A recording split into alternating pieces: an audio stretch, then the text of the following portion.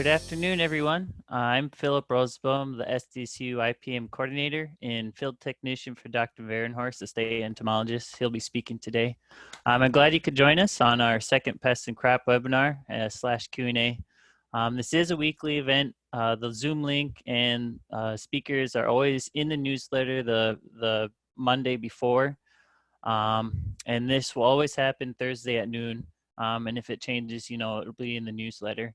But basically we want to give our extension people opportunity, to meet with our producers and whatnot, just to have a face-to-face and get pertinent information to you guys every week.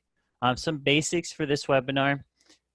If you have any questions, just anytime throughout any of the presentation, down in the bottom of your screen, there is a Q&A button or a chat button. You can use either or. Just type your question into either of those and our presenters will answer those questions after the presentation is over. And then the second thing, the CCA credit, if you want credit for that, they will be displayed after the presentation during questions. If you want your half credit, scan that QR code on the screen with your phone. So with that covered, our first speaker today is Sara Bauder. She's the Extension Agronomy Field Specialist, and she'll be presenting the simple guide to understanding egg research. Take it away, Sara. All right, we will get my PowerPoint up here, and hopefully it will cooperate with us.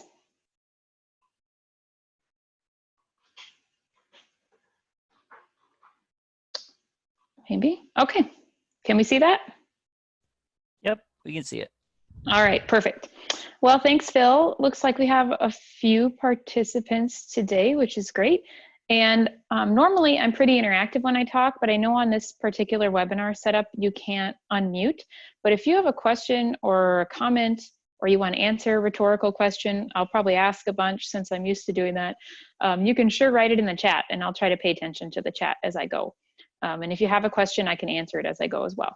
So this is actually a PowerPoint that, or a group of PowerPoints and information that was put together by 4 people, myself, but also John Thomas, Josh Coltrane, and Liz Stahl, who are extension educators in other states. So there was a group of us here from Nebraska, Kansas, Minnesota, and South Dakota that put this together, and it's been pretty well used. So I'll try to keep it moving because it's a little more than a half hour of info, but I think we can get through it. So the real issue today with a lot of our ag research and sales, in my personal opinion, is that there's so much out there and there's a lot of data collected and there's a lot of things for sale, right? There's lots and lots of different options, but most producers aren't trained in statistics. Most people in general aren't trained in statistics, nor do they want to be. And they don't really truly know how to interpret data, just the average person. So I'm not here to pick on anybody. This is just a slideshow put together for farmers as well as other educators, because we realized when we put this together, a lot of extension educators too that really weren't up on their stats or understanding some of the research setup and why we do it. So I'm going to try to cover that today. So when we look at understanding current research, like I said, there's a lot of data out there. We're really good at collecting data, but we're not always great at knowing what to do with it, researchers and farmers alike. So without measurable differences in data, we can't really see any trends. So it doesn't really help us unless we can measure difference. And without trends, we're just observing short-term impacts, essentially. Like this happened this year, that's great, but unless we can see that it repetitively happens, we can't really rely on it. So those short-term impacts don't really help us look at the big picture. That's being pretty reactive rather than proactive when we think about it. So as we move forward, research is really geared toward looking ahead. And so a lot of the research that's happening, for example, at the university level, might be things that have been approved but aren't even on label yet, or approved for research but aren't on label yet for farmers to legally do, or it's something very pie in the sky that sounds crazy but might work in a few years. And sometimes it's something really simple we're revisiting from the past, like a nitrogen rate and how those change over time. So following protocols provides us reliable information for the future, essentially, as we look forward and we talk about research. So I always like this quote by Einstein: no problem can be solved by the same level of consciousness that created it, right? So we always have to kind of look to the future. So the first, I'm going to talk about 4 different kind of areas today. And the first one is the value of replicated versus whole plot data. So this is a pretty common, simple approach when we're just comparing 2 fields, or we split a field in half. And it's typically attempted every year by a lot of different sources. So comparing 2 fields or splitting a field in half is, I would definitely say, better than not, but it doesn't give us true data. All it does is give us a comparison and a snapshot in time. There is so much variability in an approach like this that we can't really rely on it. So when we look at the value of replicated versus whole plot data, the question is splitting the field or comparing the 2 fields a really good approach? What could go wrong with this approach? So if anybody wants to write some answers in the chat of what they think could go wrong, that'd be great. When we think about it, if you're using 2 different fields, even between a fence line, even if they're tiny 10-acre fields, we can have, what, different soil types. Even the weather can be different. You know, a rain cloud can land where it wants to land. We can have different management, different previous crops. There's so many things that can differ, even if you're managing them the same. So oftentimes, how often do we see a field that's completely uniform with no source of variability?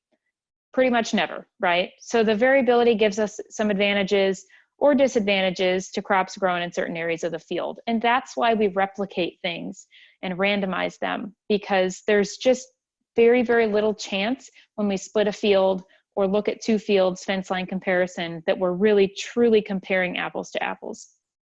So this is an example of replication.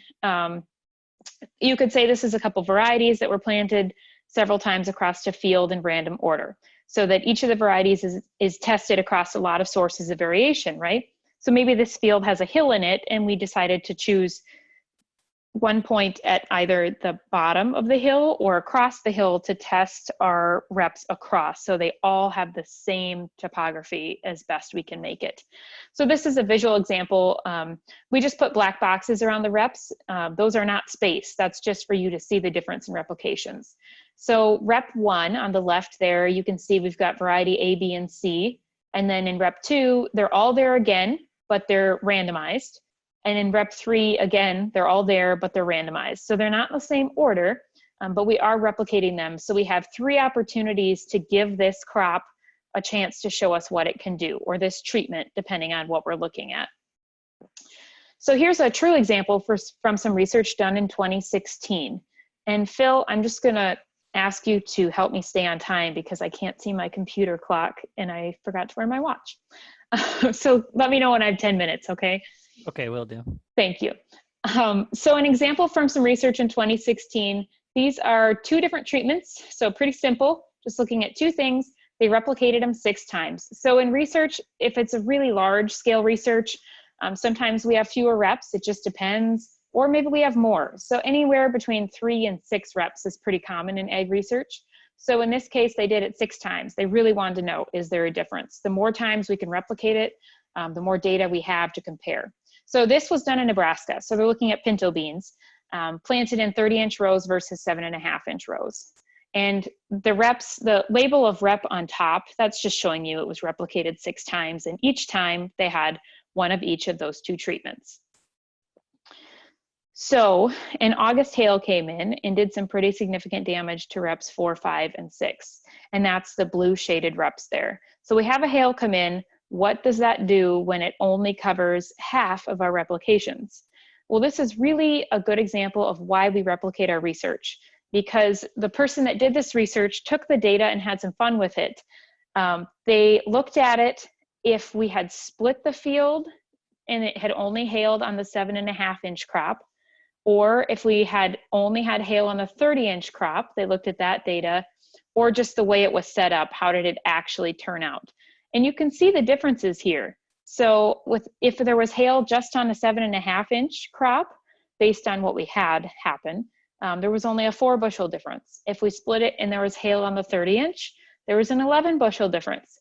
But the way we had it, because we had randomized replicated treatments and it hailed out 3 of them, we could see, because it was fair, that 3 of the 6 reps were hailed and they all had an opportunity to have hail or not have hail. There was an 8 bushel difference, and there actually was some significance there. And I'll talk about significance a little later in this talk, but basically we found that it was fair to set it up this way, because when we have an event like that, that's why we can look at one replication versus another.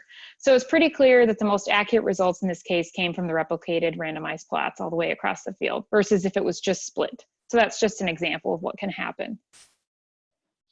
Any questions on that? Did I lose anybody? Should look at the Q&A and see if it pops up. Okay. Let me know at any point. You can stop me. So the next portion I want to talk about is setting up a research trial. It's becoming really popular to do your own research, which is great, but setting up those experiments so the data is statistically proper is not necessarily common knowledge, because like I said, even in undergrad, I don't think I took a stats course, let alone high school. So we don't expect people to just know statistics. It's our job as extension personnel to explain that and help you understand it. But I think a lot of times you're just given a bulletin from a company and they say product A is better than product B, and they don't provide enough data for you to look at it any further. So I'm going to try to get you thinking about that and asking questions.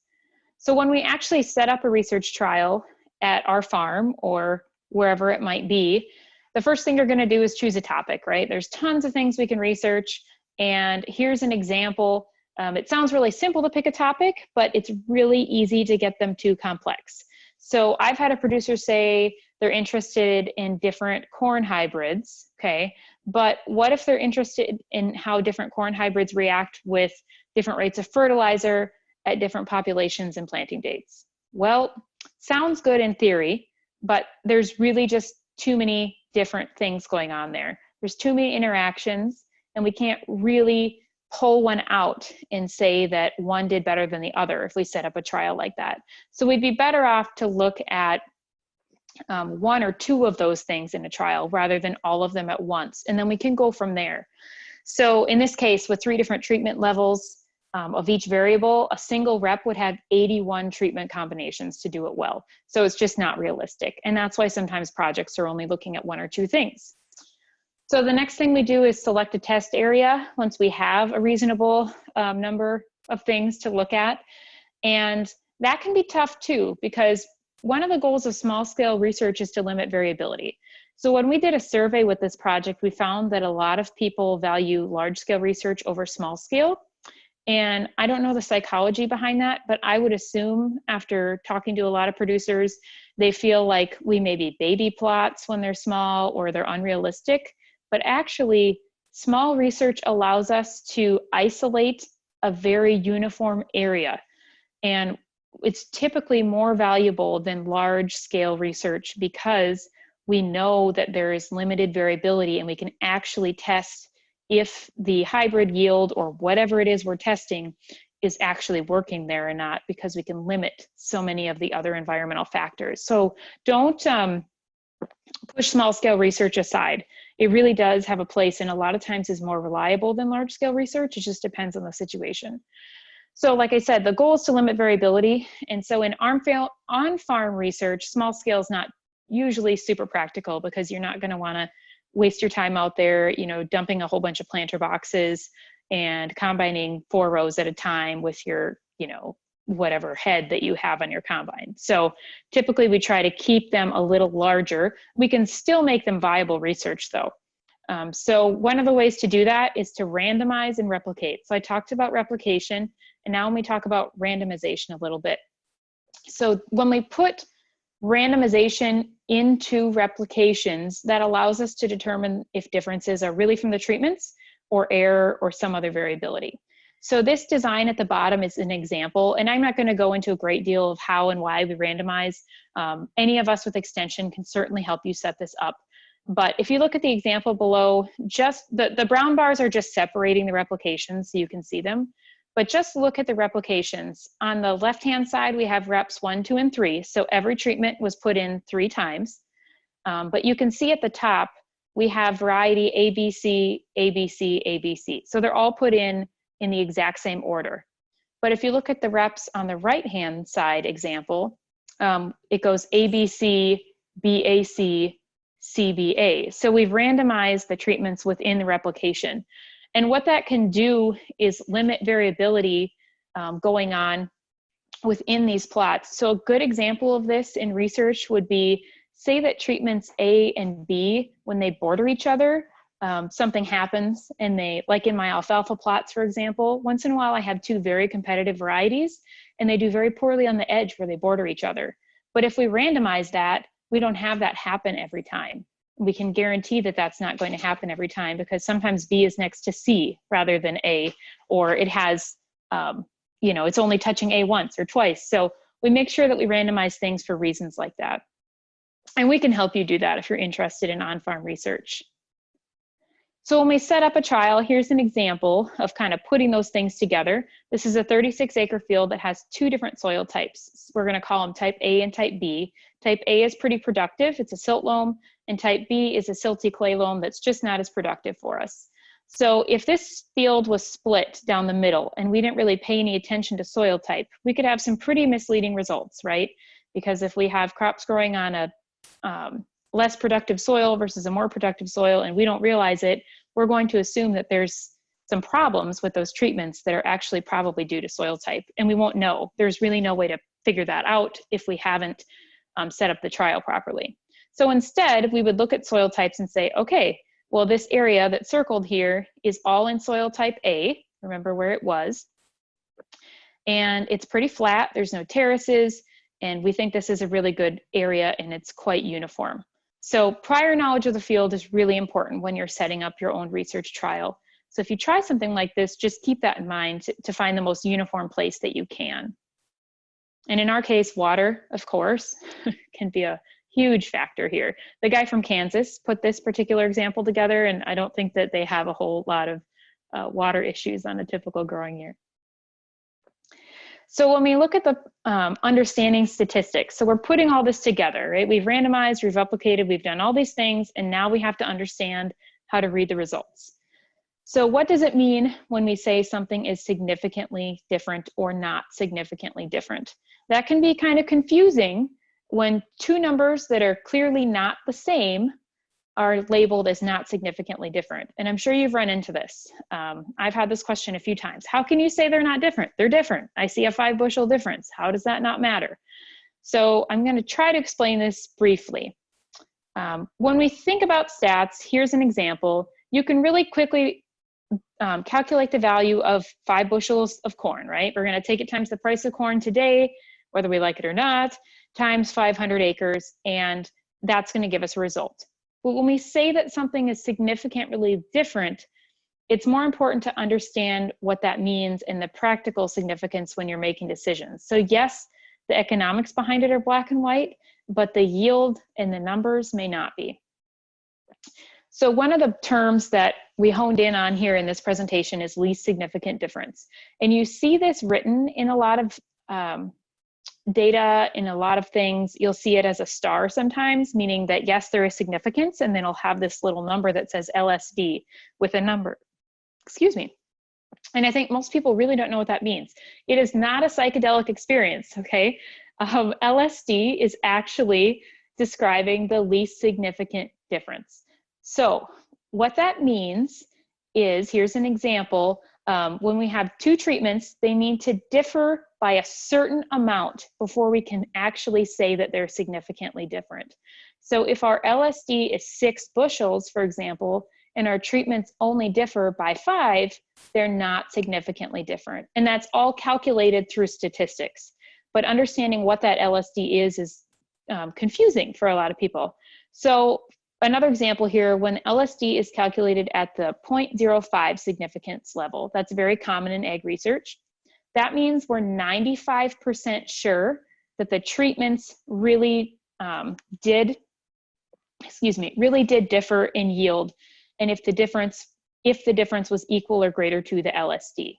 So that sounds a little confusing, but basically that's saying we're 95% certain that if that number was higher than the LSD when we were done, that we saw a significant difference due to the treatment value. And sometimes in egg research, we use 0.05, sometimes we use 0.1. Those are the most common. Occasionally you'll see 0.2, but typically researchers are a little more picky. So they want to know at 90 or 95% that we're certain that the difference we're seeing is due to the treatments and not some underlying error or variability. So that's why LSD and significance are so important. And I'm going to try to show you an example here to explain it a little further if that's kind of muddy. So if we just split a field, there's no way to calculate the LSD. That doesn't give us the data to do it. We need replication and randomization in order to properly calculate statistics. So that's why it's so important when we're laying out treatments to make sure we're replicating them. So here's an example from the University of Minnesota where there was some non-significant yield differences, but they look different when we just look at the numbers. However, statistically, they were not significant. I'm going to check my chat here. Maybe. Okay, thanks, Phil.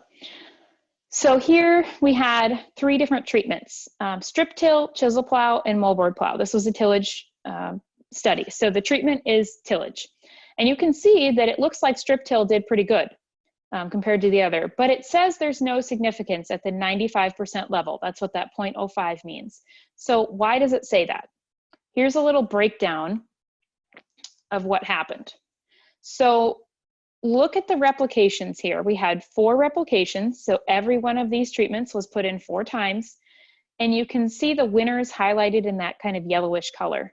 So in rep 1, the chisel plow treatment won by a couple bushel. In rep 2, the strip till treatment won. In 3, the chisel plow won again. And in 4, the moldboard plow won. And I really don't want to show you that data, but in this case, that's just what happened.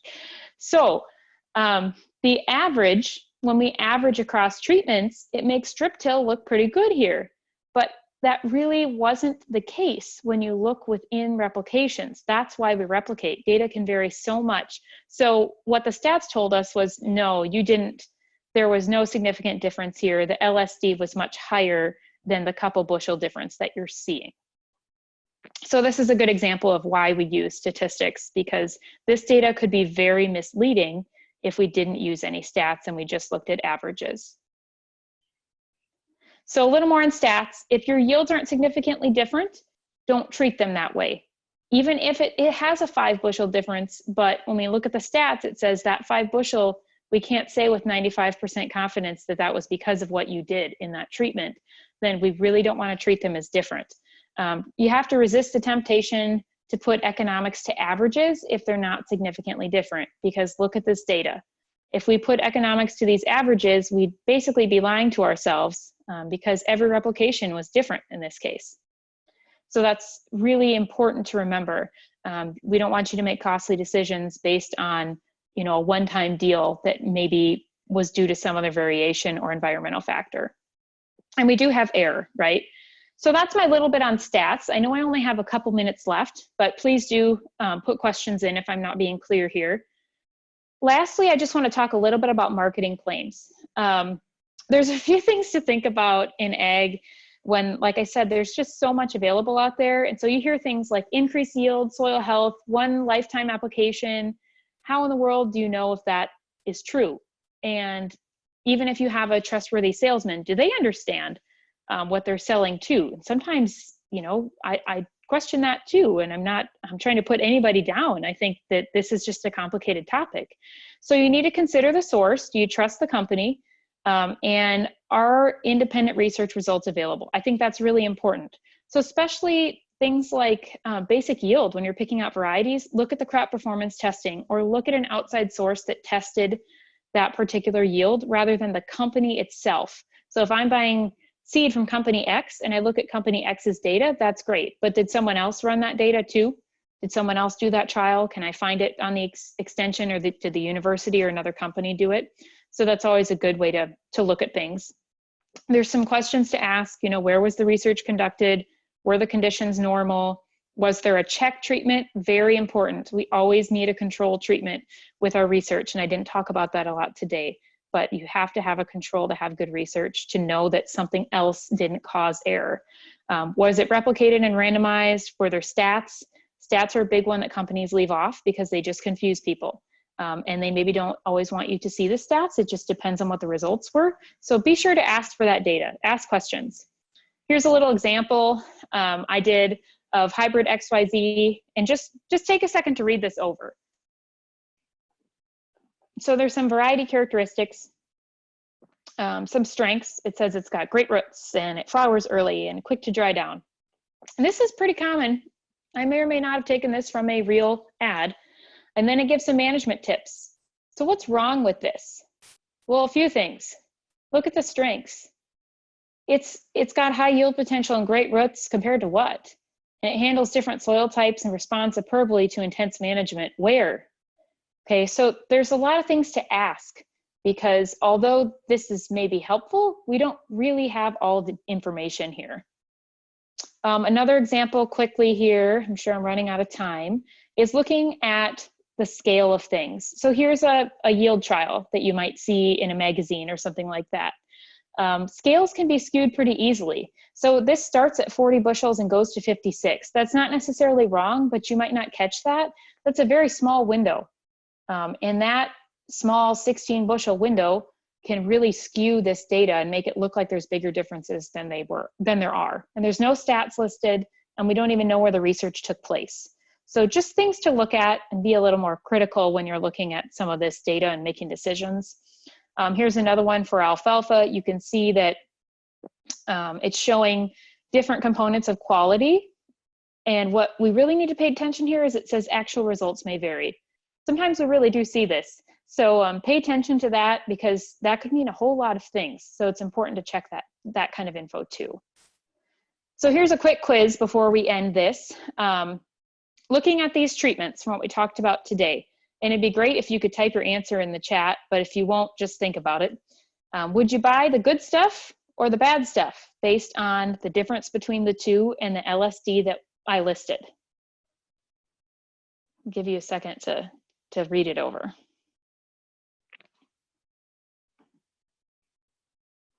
So the right answer here is no, because the LSD is 40 and we only have a 20 bushel yield difference.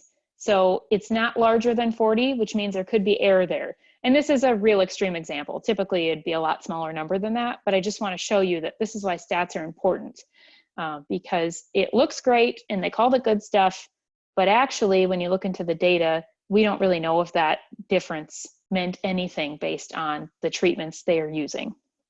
So the bottom line is you can do research on your own farm. Just make sure you use replication and a proper design and stats to evaluate the results.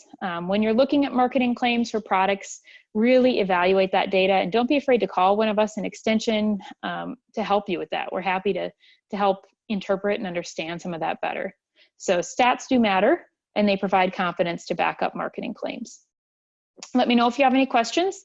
My contact information, I'm sorry, I did not update that slide. It's really Sara.Bauder, but Sara.Bird will work as well at sdstate.edu. All right. Looks like the screen is sharing. Is that correct, Phil? Yep, you're good. All right, thanks. Well, I guess it's officially afternoon now. So good afternoon, everyone, and thank you all for attending. So this might seem kind of like a no-brainer here. How does weather affect insect pests? But we're going to delve into it a little bit. And the main point of this all is to help explain how on the entomology side, we actually use for research and also for extension, we actually use some of this data to help inform ourselves and you as well.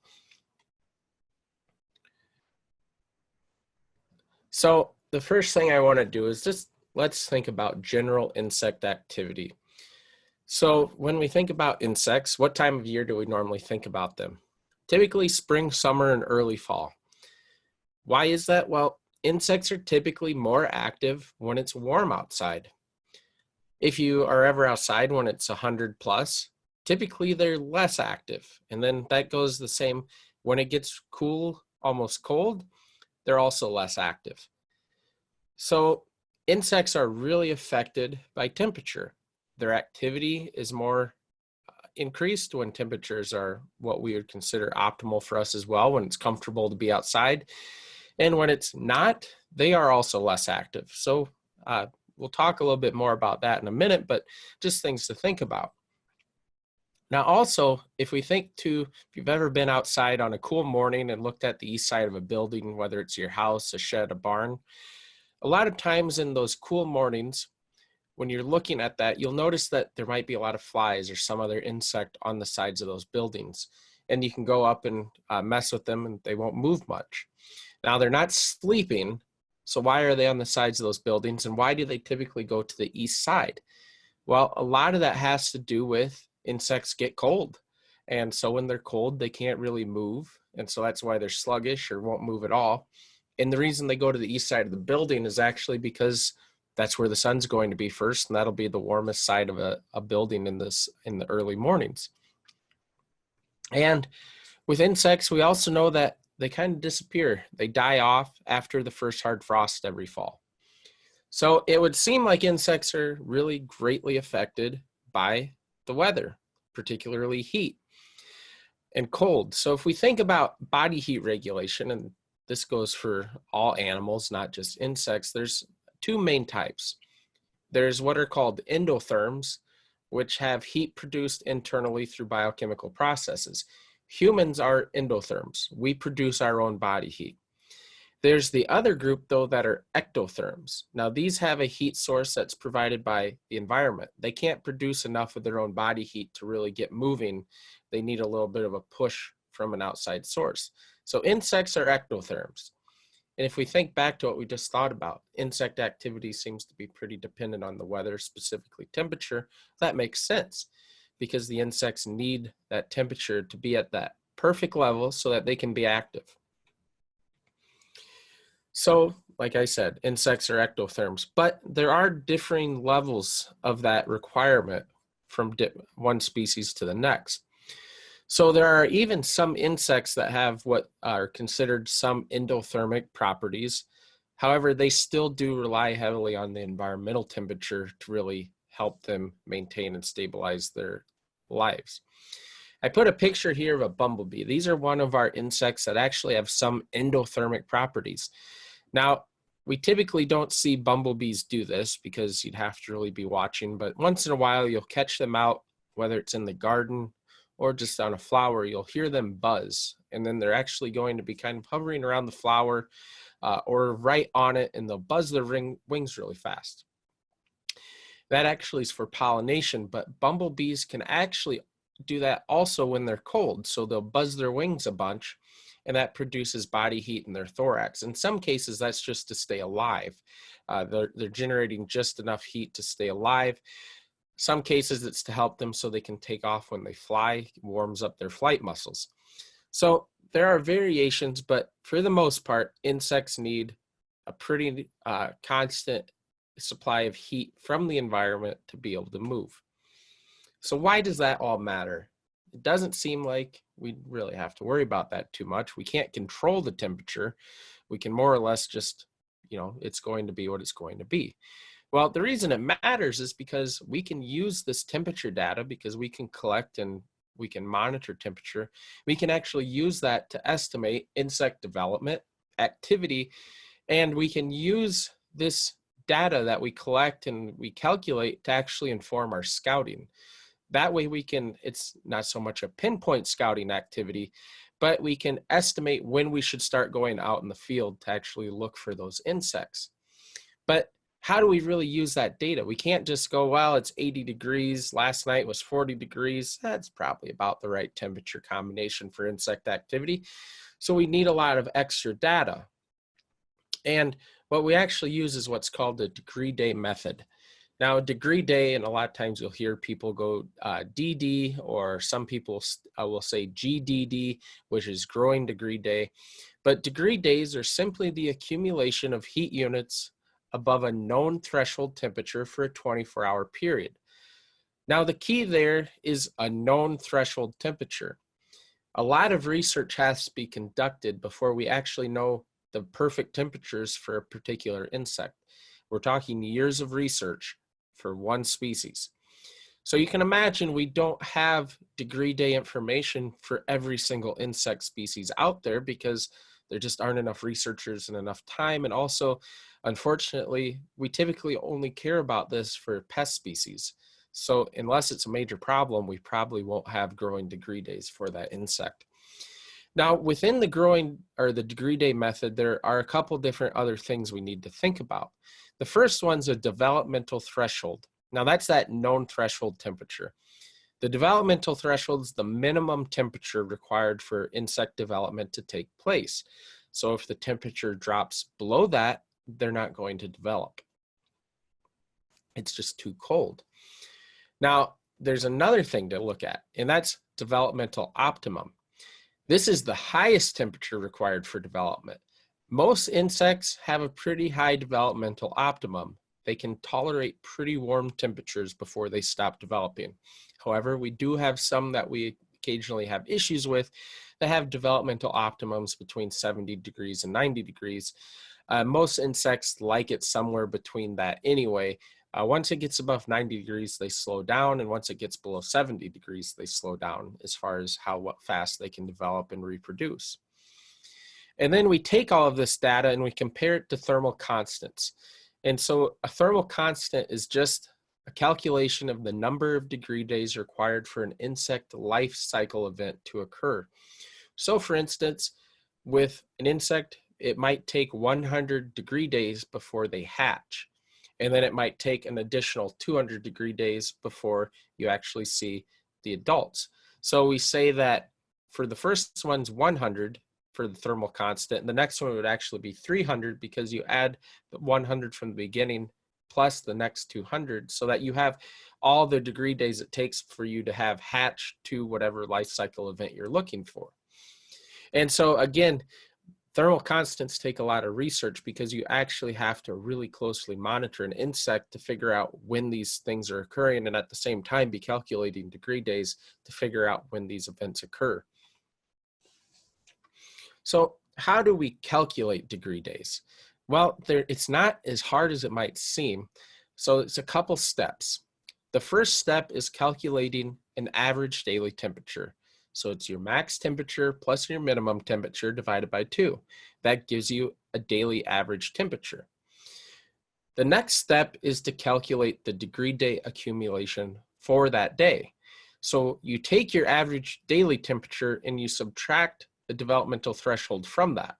That will give you how many degree days were actually accumulated for that one day. Now, if you're looking at, say, a month, you just go back and repeat step 1 and 2 for each day. And you'd continue doing that until you reached whatever thermal constant you were looking for activity.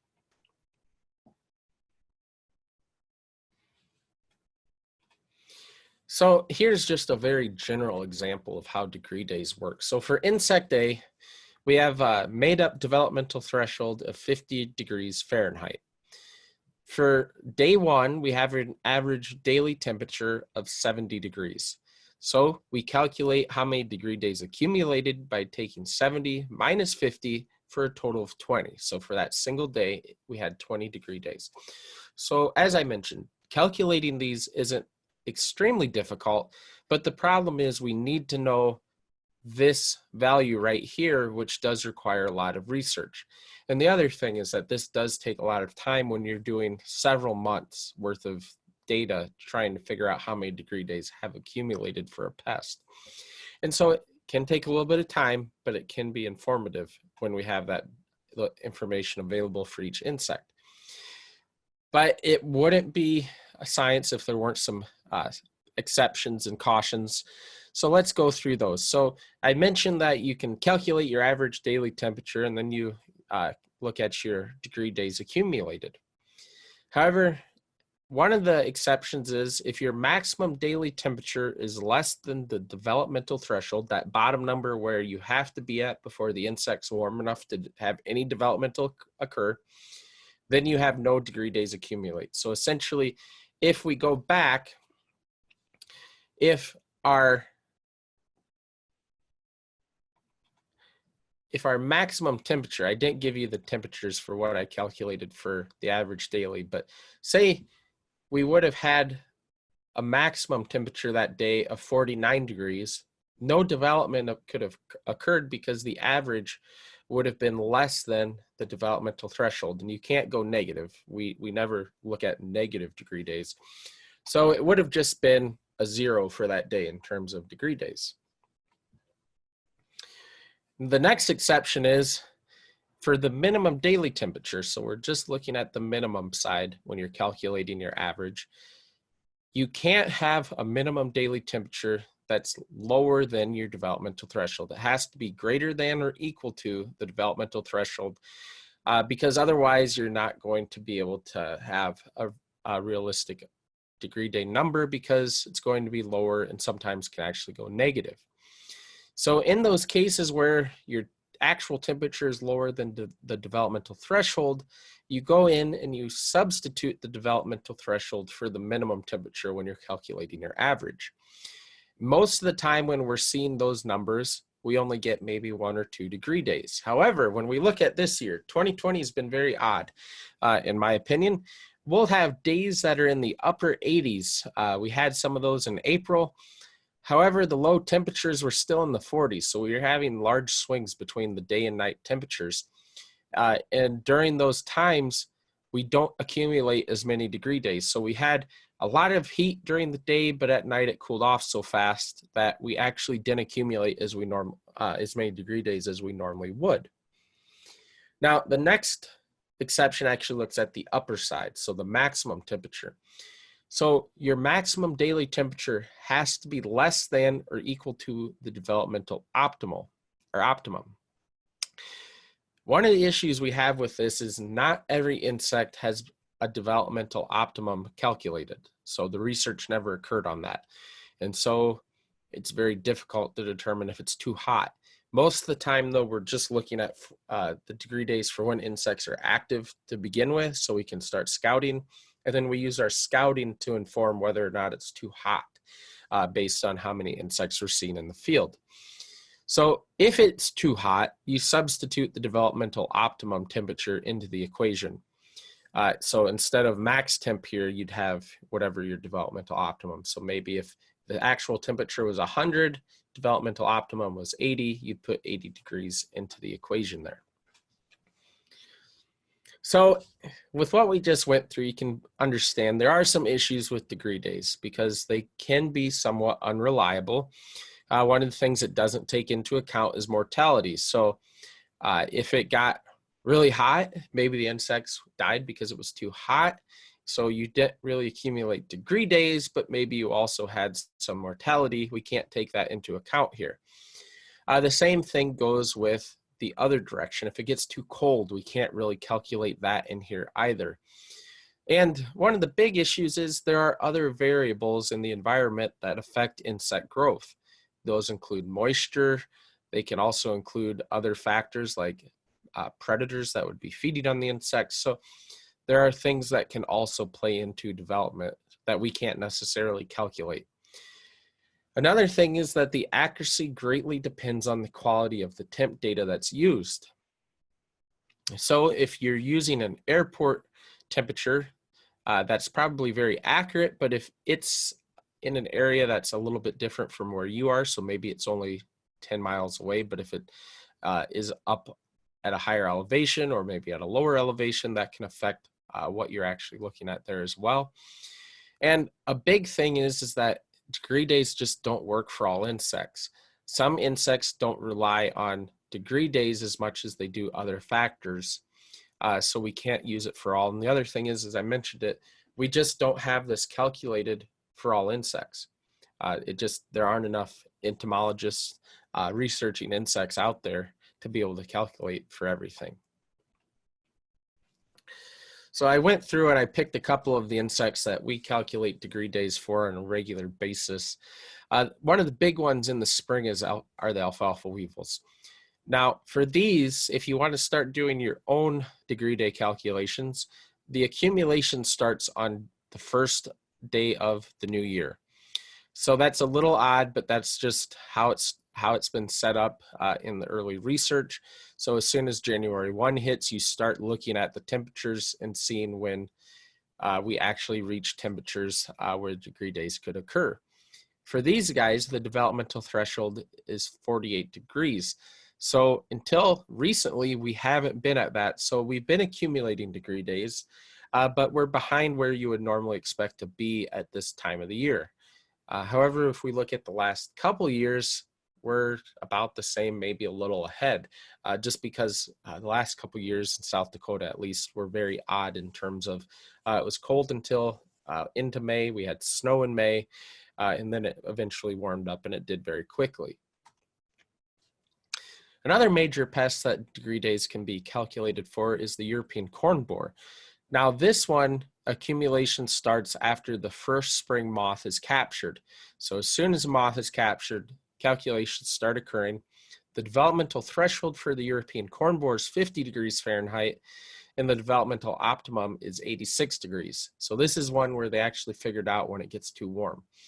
Now, one of the issues with this is that especially corn plants create a microclimate. A lot of times people refer to corn as being essentially the rainforest of the Midwest.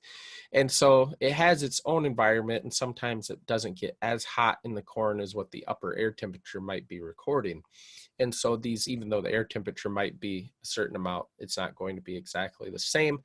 But more or less, these just help inform when to go start scouting for egg masses in the corn. Another thing we use temp data for on a regular basis is to calculate mortality rates from the winter. So it's important to note that some insects can't tolerate prolonged cold temperatures during the winter. If it gets too cold for too long, they actually start dying. Now, those are just the insects that actually are capable of overwintering this far north. There are insects that we see every year that actually migrate back to the southern US in the fall. They overwinter down in the southern United States, and then each spring they migrate back to us as soon as temperatures start getting more ideal for them. One of the big issues we run into when we're trying to calculate these temperature data for mortality rates is that we can't really calculate snow cover in. But snow cover can act as an excellent insulation for insects that are in the soil or close to the soil surface. So if you have several inches to a couple feet of snow, that's really going to affect what that temperature is at wherever the insect is at. And in some cases, they can actually survive better than if there was no snow cover present. So one of our major insects that we calculate mortality rates for during the winter are beanleaf beetles. These cannot handle air temperatures that drop to 14 degrees or below. So we go through, and starting in the fall, we calculate any temperatures that drop below 14 degrees Fahrenheit. And then we go through and convert those and figure out what the total was and calculate a percent mortality. For South Dakota and parts of the rest of the Midwest, we generally do get cold enough that we would expect very high mortality rates. Generally for South Dakota, when I do this, we have somewhere between 90% survival or 90% mortality, excuse me, to 100%. So maybe 10% of our beanleaf beetle population should survive. However, each spring, we still see these guys. And that comes back into the fact that they overwinter as adults, but they go into leaf matter. They're right at the soil surface, so leaf matter or some other substrate that can protect them a little bit. But what really helps them is snow cover. So if we have a lot of snow, they survive really well, even though it was very cold. Another insect a lot of people like to hear about having mortality rates increase when it's cold are corn rootworms. The big issue with these is that they overwinter as eggs, and they overwinter very deep compared to a lot of insects. These are down pretty far into the soil, and they can actually tolerate soil temps to 18.5 degrees Fahrenheit. As soon as it drops below that, they'll start having some mortality. Now, I don't have it up here, but another thing that is can affect the survival of the corn rootworms is actually spring moisture.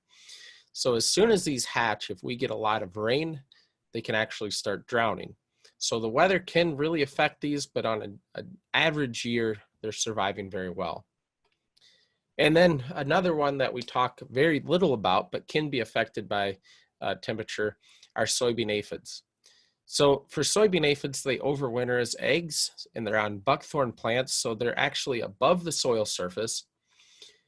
But the issue here is that those eggs have evolved to be very, very tough, and they require sustained temperatures below -30 before we actually start seeing mortality for bean leaf beetle eggs.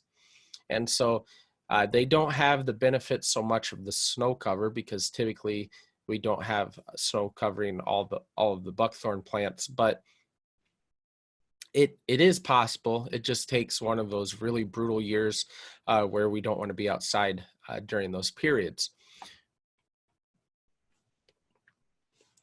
And then another insect that we talk about a lot more in terms of just management, because it's new, are the soybean gommage. Now, we don't calculate winter mortality yet, and we don't know if we can use degree days, but some information we know about these is that they typically emerge after soybean emergence. We don't know if that's so much temperature dependent.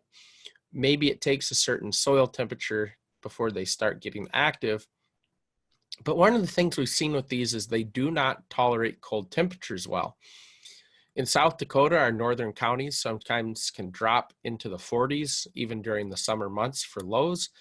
And we've seen examples of where soybeans that were short and did not have a good canopy, we actually saw mortality rates for the soybean gommage under the epidermis of those plants. We believe that that's because the microclimate that you would typically expect in a soybean field just wasn't present because there was no canopy established.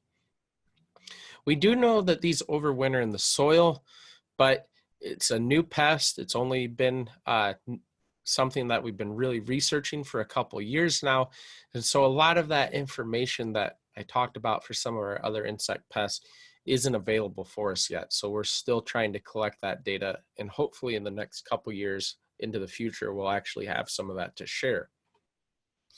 So some of the conclusions we can take away is that from today's talk is that temperature really does affect insect development, which we knew it affected insect activity, but it also does affect the insect development as well.